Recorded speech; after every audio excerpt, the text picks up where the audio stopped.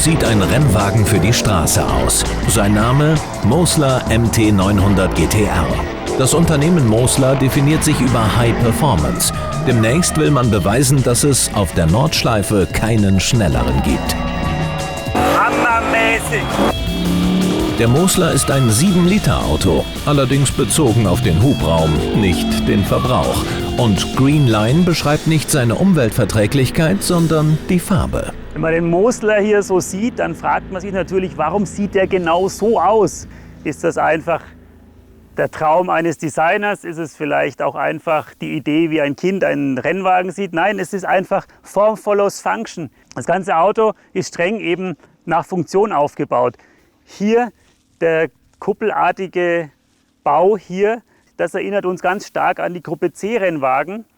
Und er hat auch eine gewisse Gier. Vorhin beim Betanken, da hat er richtig so geschmatzt. Da kann man sich vorstellen, was der mit dem Super Plus alles anstellt. Auf jeden Fall mag er reichlich davon. Und wo reichlich Sprit reinkommt, muss auch reichlich Luft rein. Und die Luft, die Ansaugluft, ganz Rennwagen-like, kommt die hier oben im Dach rein.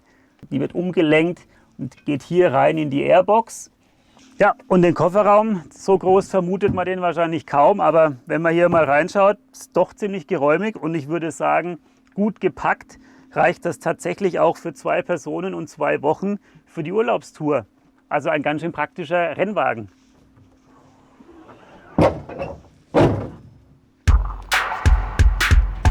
Nun ist die amerikanische Fahrmaschine auch in Deutschland erhältlich.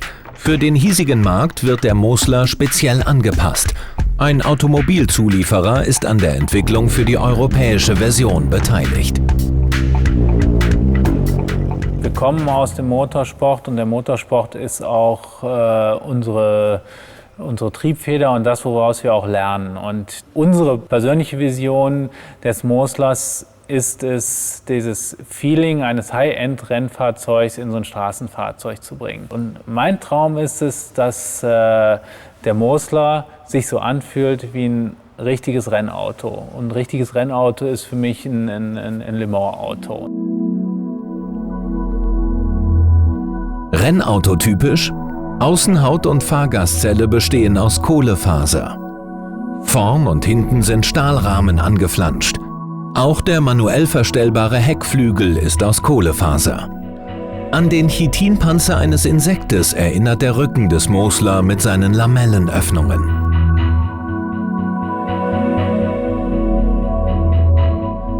Für den Vater des MT900 GTR, Entwickler Warren Mosler, war es ein spezielles Anliegen, die Außenhaut des Boliden in puncto Lichtreflexionen zu optimieren.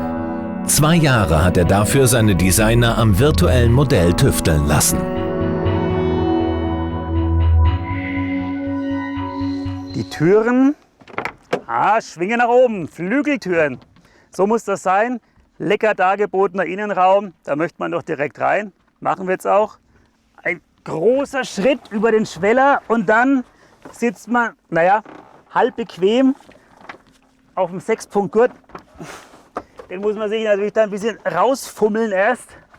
Da hinten noch, da noch, alles klar und dann klick, klick.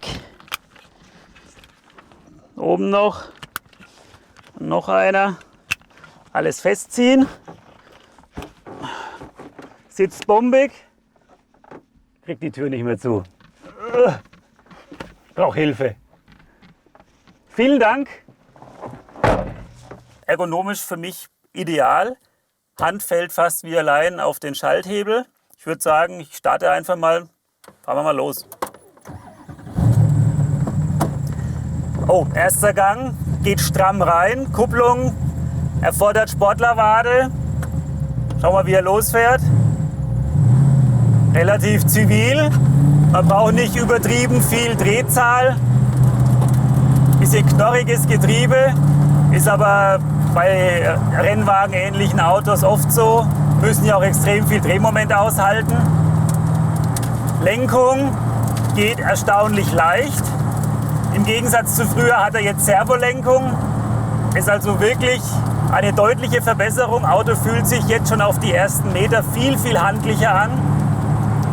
Beim Bremsen, oh ja, kein Bremskraftverstärker, auch typisch Rennwagen. Was wir jetzt auch schon so hören, der ganze Dreck von der Straße fliegt so gegen die Rathäuser. Das ist nahezu komplett ungedämmt. Ist also ganz einzigartiger Flair. In einem normalen Straßenwagen hört man das gar nicht, ist alles weggedämmt.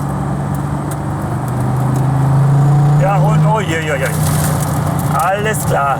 Wenn man da leicht aufs Gas geht, da geht es schon ganz schön vorwärts. Holla die. Ja.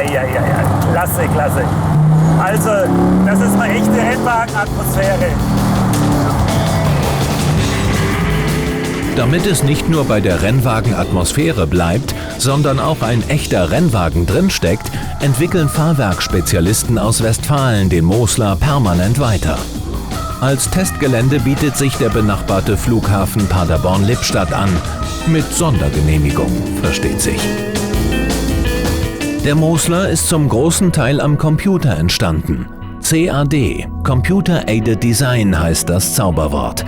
Eine Firma aus Westfalen passt den aus den USA stammenden Mosler für den deutschen und europäischen Markt an. Für die anspruchsvollen Kunden entwerfen und produzieren die Ingenieure eigene Fahrwerkskomponenten in Leichtbauweise. Wir sehen jetzt hier im CAD das Basischassis von dem Mosler, also das sogenannte Kohlefasermonocoque, jetzt in dem Abschnitt nur den unteren Bereich.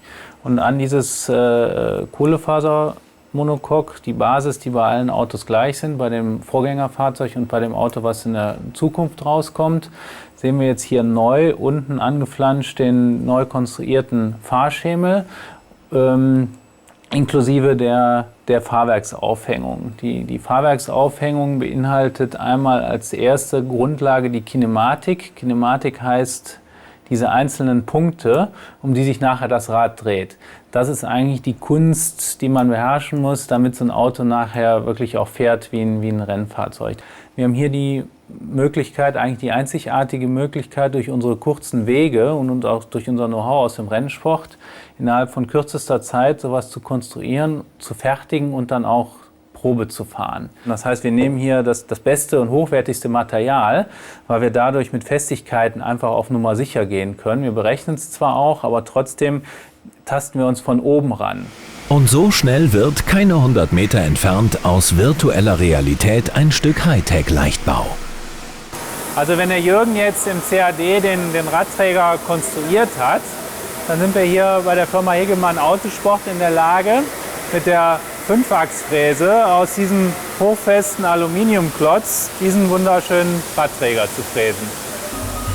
Damit dieser Radträger auf den Tausendstel Millimeter genau dem entspricht, was vorher am Rechner konstruiert wurde, heißt es jetzt nachmessen.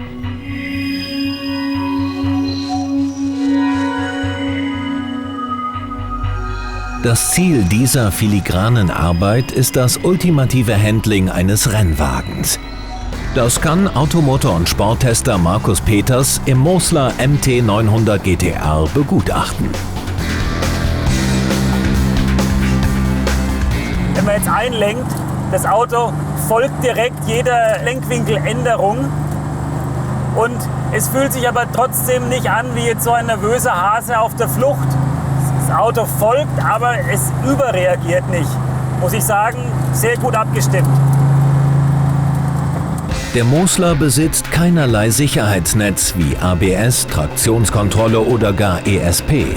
Nur Wade und Oberschenkel verstärken hier die Bremskraft. Dafür ist die Bremsbalance einstellbar. Der Fahrer regelt, wie die Bremswirkung auf die vorderen und hinteren Räder verteilt wird. In jedem Fall sollte man als Fahrer eines Mosler wissen, was man tut. Wir haben ja eigentlich einen Massagesitz, wenn man so will, bei mittlerer Drehzahl oder bei hoher erst recht. Wird so richtig schön durchmassiert. Man merkt an jeder Stelle diese Vibrationen und dazu natürlich noch diese wahnsinnige Can-Am-Akustik. Also viel brutaler klingen diese alten Can-Am-Rennwagen auch nicht. Das ist schon tierisch, was man aus so einem Corvette-Motor hier alles holen kann. Und jetzt nochmal zum Mithören.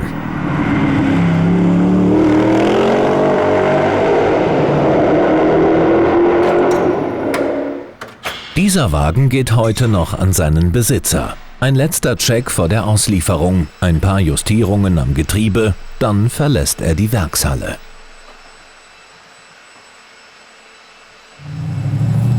Im Heck des Moslers steckt der 7 Liter V8 aus der Corvette Z06. 512 PS, 635 Newtonmeter. Und wie die gehen, schauen wir jetzt mal. Hammermäßig. Also diese Gerade hier, ich dachte, die ist lang. Die aber jetzt ganz schön schnell überwunden. Also das ist mal wirklich ansatzloser Schub. Unglaublich. Wahnsinn.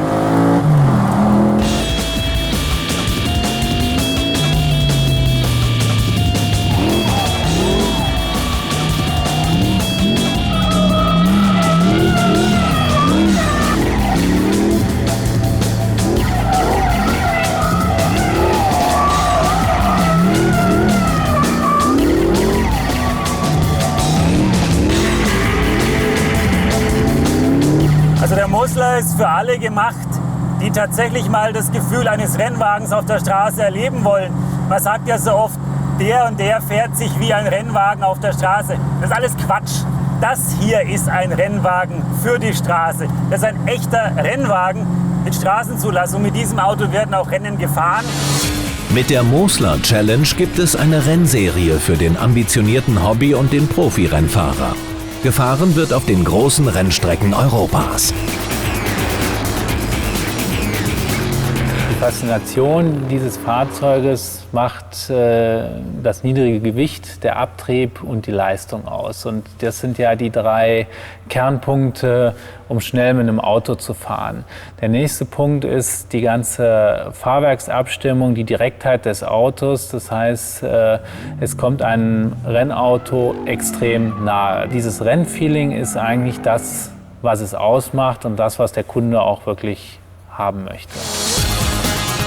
Das Thema Sicherheit stand bei der Planung des MT900 GTR ganz oben auf der Liste. Sonst wäre dieser unfreiwillige Kontakt mit der Leitplanke auch sicher nicht so schonend für den Piloten verlaufen.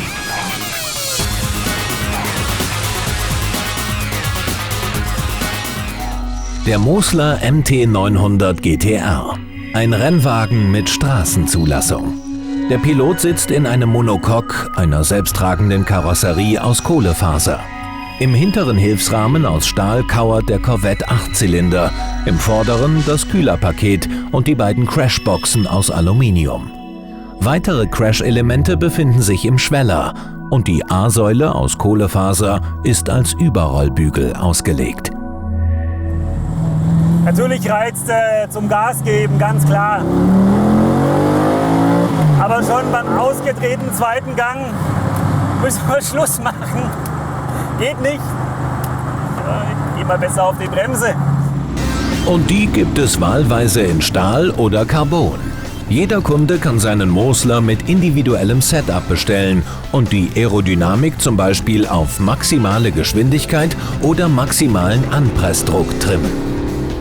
Die Werksangaben für den Mosler sind beeindruckend. 512 PS aus 7 Liter Hubraum, 635 Newtonmeter Drehmoment, in 3,7 Sekunden auf Tempo 100, in 10,9 Sekunden auf 200. Das Gewicht luftige 1210 Kilogramm. Jetzt kommt die Realität, mindestens 250.000 Euro. Immerhin schon mit Steuer. Aber man muss natürlich auch das Umfeld sehen.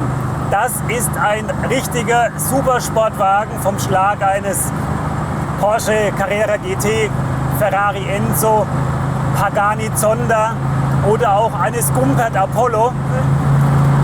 Die anderen sind tatsächlich deutlich teurer als 250.000, sofern es sie neu überhaupt noch gibt. Insofern klingt zwar jetzt auch komisch, ist das hier tatsächlich ein Schnäppchen. Fühlt sich für mich so an, als wenn die Hinterachsen immer von der Bremsbalance leicht überbremsen würden. Ich habe mich auch einmal mit dem Auto gedreht.